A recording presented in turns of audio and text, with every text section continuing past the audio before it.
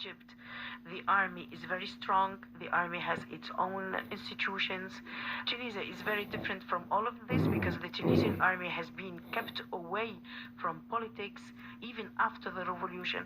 Even when people asked the army to take over, the army did not have the will or the means. One fear that many people expressed at the time of the Arab Spring was that Islamism would take over in Tunisia. Now, you do have an Islamist party, but they're part of the democratic process. Why do you think this country has not, in any way, supported radical Islam as a political force? I think it is the Tunisian personality. Tunisians are not radical. The Tunisian personality is somebody who would like to have fun, to go out, to take his family to the beach, to dance, and radical Islamism is going to take away all of this. The sentiments there of Rather Ben Othman. I'm going to bring my guest in, Paul, to pose thoughts to you.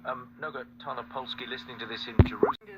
What an ambivalent, difficult issue the Arab Spring has been for Palestinians, who I think have watched all along in admiration, like many of us, and at the same time their cause has been completely sidelined by the consequences of the Arab Spring. And I wonder if Paul could tell us, does the Palestinian issue and the cause of Palestinian liberation, nationalism, figure at all as even a foreign policy issue there?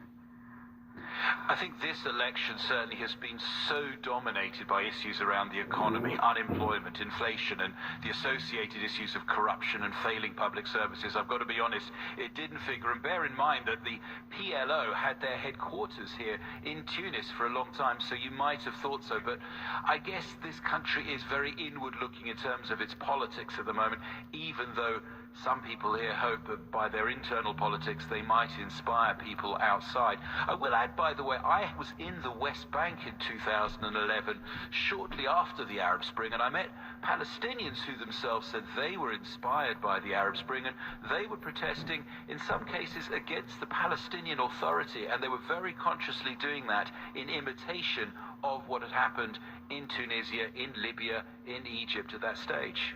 That's right, but what happened, except for in Tunisia, I think so much of the Arab Spring devolved into such a nightmare, and eventually, certainly in Syria, Libya, killing fields, that the Palestinians took a step back and felt that they had something to lose and wanted to improve their lives, not go into chaos, and so it's become a different thing. Eric, a thought from you, perhaps?